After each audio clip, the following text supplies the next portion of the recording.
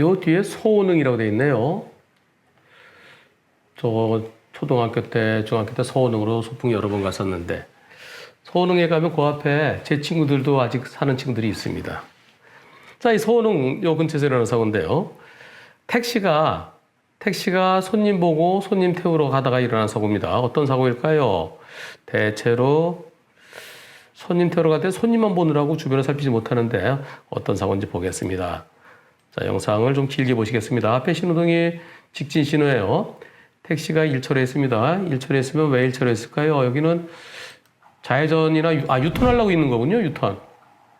네, 깜빡이 소리가 들리죠? 깜빡이 유턴하려고. 깜빡이 소리가 들리고요.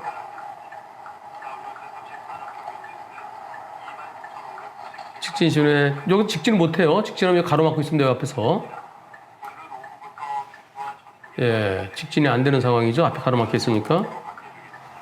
여기 실선이고요. 네, 여기서 차가 스스로 움직입니다.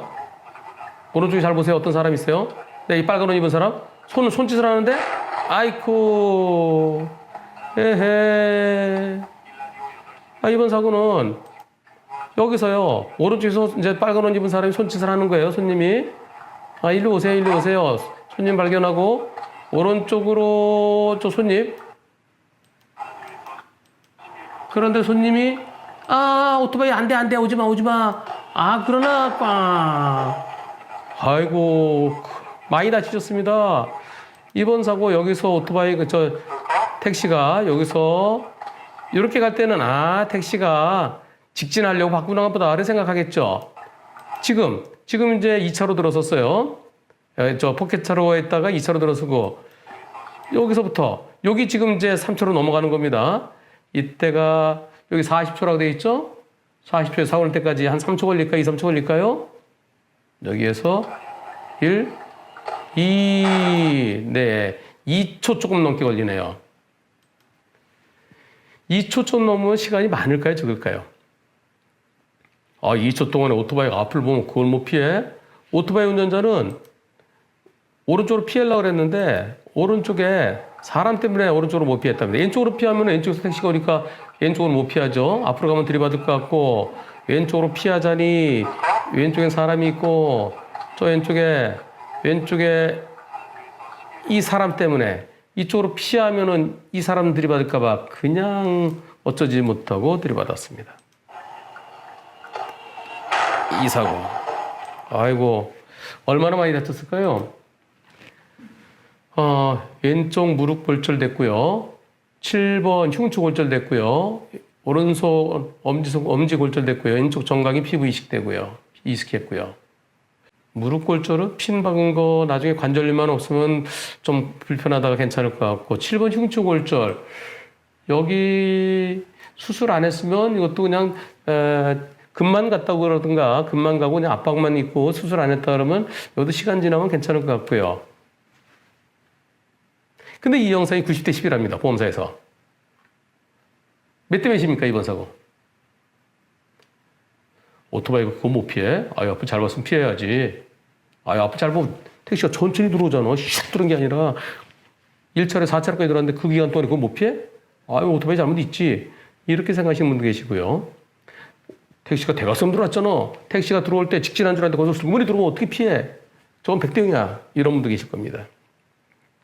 여기서 고려해야 될 게 택시 블랙박스에서 볼 때는 내가 천천히 들어가는 것 같죠? 그러나 오토바이 쪽에서 본다면 오토바이 블랙박스가 있다 그러면 앞으로 가는 듯 타던 차가 휙 갑자기 들어오는 걸로 보입니다. 저는 양쪽 영상을 많이 봤어요. 그래서 이번 사고 제가 100대 0이다, 90대 10다 저는 말씀 안 드리겠습니다. 이거는 주변에 CCTV라든가 봐갖고 택시가 요때요.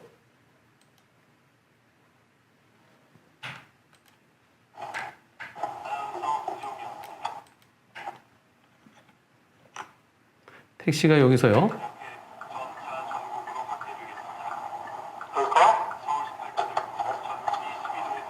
지금 이제 2차로예요. 이제 3차로예요. 3차로 쭉 가나 하는데 여기에서 이렇게 하면 불과 1점 몇 초밖에 안 됩니다. 그래서 택시 입장에서 보는 거하고 오토바이 입장에서 보는 거하고는 완전히 다를 수가 있어요. 백대형 가능성 얼마든지 있습니다. 근데 제가 오토바이 측에서 본 영상, 그리고 아니면 오토바이의 양쪽에 보이는 CCTV 영상이 없기 때문에 100대 0이다, 90대 10이다라고 말씀은 제가 지금 영상 안 드리지만 100대 0의 가능성이 상당히 있어 보입니다. 택시가 천천히 가는 것 같지만 오토바이 입장에서는 이렇게 유턴하려 기다리다가 직진을 앞으로 갈라나 보다 한데 급격히 앞으로 가라보고 그런 상황이라면 100대 0이 돼야 됩니다. 그래서 이것은 택시의 후방 영상도 봐야 돼요. 지금은 택시의 후방 영상 안 주지만은 소송하면 택시의 후방 영상 볼 수 있습니다. 택시의 후방 영상 보면은 오토바이가 어느 정도로 오이고 오토바이가 올 때 택시와의 거리에서 택시가 2차로에 3차로 넘어갈 때 그때 오토바이 몇 미터 거리에 있었는지 그걸 보면은 100대인지 알 수 있습니다. 여기서는 제가 그림은 이렇게 되어 있습니다. 포켓 차로가 1차로군요. 예, 1차로. 1차로에 있던 차가 여기서 여기까지 왔습니다. 이 사람을 보고 오토바이 오다가 꽝 실선을 넘었는데 실선이든 점선이든 여기서는 그게 중요한 게 아닙니다. 실선 위반으로 12대 중과실이 아니다. 그걸 떠나서 과실비율이 몇 대 몇이냐 더 중요한데요. 이렇게 질문하셨습니다. 4차선까지 손님 태우려고 밀고 들어오면서 아버지의 오토바이랑 부딪혔습니다. 파란불로 바뀐 시간 좀 되어서 오토바이는 쭉 달리고 있었는데요. 20-30m 거리에서 갑자기 택시가 들어왔다 그러면 크락션 올리면 속도를 줄였지만은 피하기 어려운 거리였고 인도 쪽에 있는 사람이 있어서 피하지 못했습니다. 그런데 택시보험사는 90대 10을 주장합니다. 전방주시 태만이라고 10%라고 합니다. 저는 100대인 같은데요. 예, 저도 100대인 가능성이 높아 보입니다. 근데 지금은 말씀드리지 않겠습니다. 중요한 데가 이제 7번 흉추골절 여기하고 왼쪽 무릎골절에 대해서 핀을 박았는데 무릎골절도요. 무릎에 이렇게 뚜껑뼈라고 그러죠. 여기 슬개골이라는 거요. 이렇게 무릎 보호대처럼 생긴 앞에 있는 뼈요. 그거는 철사로 수술하면 나중에 잘 붙으면 괜찮아요. 근데 무릎이 이렇게 되잖아요. 여기가 깨졌으면은 여기가 깨진 게 이렇게 막 스쳐갖고 진물이 생겨서 염증이 생긴다면 그게 관절염이죠. 그러다 보면 장애가 생길 수 있습니다. 저는 의사는 아니지만 제가 6천건 소송하면서 어딜 다치면 어떻게 장애가 남고 장애가 몇 %는 그게 머릿속에 다 들어있어요. 그래서 제가 그 신체 감정하는 의사분들이야 정확하시지만은 신체 감정 안 하는 의사분들보다는 오히려 제가 그 다른 과목 의사분들보다는 제가 장애는 더 좀 비슷하게 맞춥니다. 이분이 90대 10인지 100대 0인지 그걸 질문하시면서 또 소송을 해야 될까요? 택시는 까다롭다고 하는데 택시에 이길 방법은 없나요? 택시 까다롭게 뭐 있습니까? 똑같죠. 보험사랑 싸움인데. 여기서 손해사정사와 노무사, 변호사 정확한 차이가 어떻게 되는지. 노무사는 전혀 해당 사항이 없죠. 노무사는 산재가 되느냐 안 되느냐 그것에 해당되는 거고요. 교통사고에 노무사는 아무런 관련이 없습니다. 산재 처리가 되느냐 안 되느냐. 교통사고도 출장 중 사고 또 출퇴근 중 사고는 다 되죠. 산재가 되죠. 산재가 돼야 되는데 안 해주면 그때 노무사한테 가야 됩니다. 그렇지 않고 자동차 보험사에 관해서 노무사는 빼고 생각해야 되고요. 손해사정사와 변호사 차이점 뭘까요? 손해사정사는 소송을 못합니다. 보험사에다 견적서만 끊어주는 거예요. 이 사건에 대해서 보험 약관 들어가면 얼마고 예상 판결은 얼마다. 그래서 이거 갖고 써줄 테니 이거 갖고서 보험사랑 얘기해봐라. 근데 실질적으로 보험사도 얘기 다 전화해갖고 더 줘 하죠. 원래 그거 못하도록 돼 있습니다. 그냥 그 손해사정서만 써주도록 돼 있어요. 그리고 보험사에서 보완을 요청하면 그것과 관련해서만 의견을 주고받도록 돼 있는데 실질적으로 다 서로 이 손해배상 액수에 대해서 협상을 다 하죠. 그러나 협상하다가 보험사에서 인정 못해. 손해상사 1억 써줬는데 그게 무슨 1억이야. 우리가 볼 때 3천만 원이야. 인정 못해. 그럼 끝이에요. 변호사는 협상을 할 수도 있고 소송할 수도 있습니다. 협상하다 깨지면 소송하는 거죠. 저는 협상 안 합니다. 저는 바로 소송합니다. 협상할 때는 뭔가 약할 때 뭔가 좀 이게 찔리는 게 있을 때 잘 안 될 것 같을 때 그럴 때 협상은 보험사랑 얼마 줄래 하는 거죠. 저는 보험사랑 합의 절충하는 곧바로 소송합니다. 즉 자신 없으면 아예 안 맡아요. 손해사정사는 그게 보험 저기 타겟 제 렌즈를 향해서 제가 활을 쏩니다. 활을 딱 쏴서 최소한 8점이나 9점을 맞힌 10점을 맞힐 자신이 있고 안 돼도 8점 맞힐 자신이 있을 때 그때는 활을 쏩니다. 손해사정사는 이거 활 쏘면은 어쩌면 8점, 9점 맞을지도 모르잖아. 그러니까 한 7점으로 줘. 이게 손해사정사라고 생각하면 비슷할 겁니다. 그러면 손해사정사한테 맡길 때와 변호사한테 맡길 때 어떤 차이가 있을까요? 확실하면 변호사한테 맡기는 거예요. 소송해야 되니까.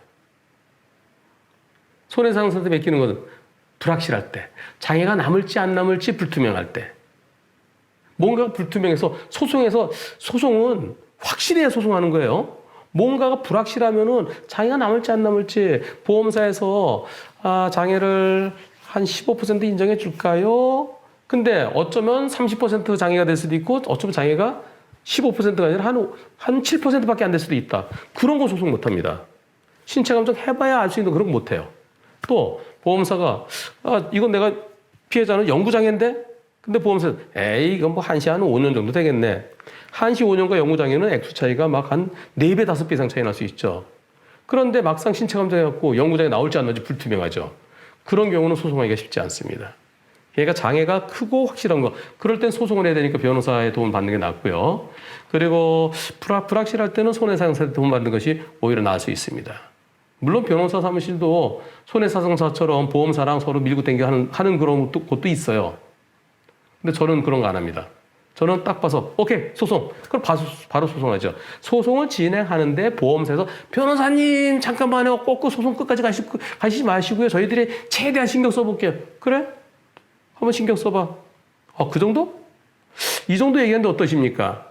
소송에서 받을 수 있는 것에 한 90% 이상을 얘기한다. 그럼 소송 기간이 한 1년 내지 1년 반 걸린다. 그렇게 그 정도 얘기한다 그러면 중간에 의뢰인이 오케이 하면 일찍 합의할 수도 있죠. 근데 얼마 좀 줘. 이런 거는 약할 때 하는 거다. 약할 때. 물론 그런 걸 좋아하는 변호사분들도 계시지만 제 스타일은 확실하지 않으면 제가 소송을 안 합니다. 그래서 저한테 소송해달라고 하시는 분들이 많지만 제가 이건 소송 못합니다. 왜? 제가 볼 때는 불확신 부분이 있어서요. 이번 사고 과실 비율은 100대 0일 가능성이 상당히 높아 보입니다. 하지만 더 정확한 것은 후방 영상을 봐야 되겠습니다. 택시 후방 영상 지금 못 구하더라도 소송하면은 그 기록이 경찰서에 있잖아요. 영상이. 경찰서에 있는 영상 지금 달라고 하면 안 줍니다. 소송하면서 검찰청에 있는 기록을 보내라고 하죠. 판사를 통해서 판사님 이런 기록을 보내라고 해주십시오. 그럼 판사 이런 기록 보내주십시오. 그러면 가서 요 기록 영상 블랙박스 영상. 그러면 검찰청에서 법원으로 보냅니다. 민사소송하는 법원. 그럼 그걸 복사해다가 그것을 다시 증거를 내는 겁니다. 그때 영상을 확보할 수 있습니다. 어떻게 차이 나는지 아시겠죠? 장애가 없어야 좋습니다. 장애가 남지 않기를 원하면서요. 혹시 영구장애 남을 가능성이 있다. 그것은 무릎에 대해서 강직장애가 있다든가 또는 관절염 장애가 있다든가 또는 흉추에 기기고정술이 했다 그러면 그럼 소송하셔야 됩니다. 왜냐하면 장애가 확실하니까요.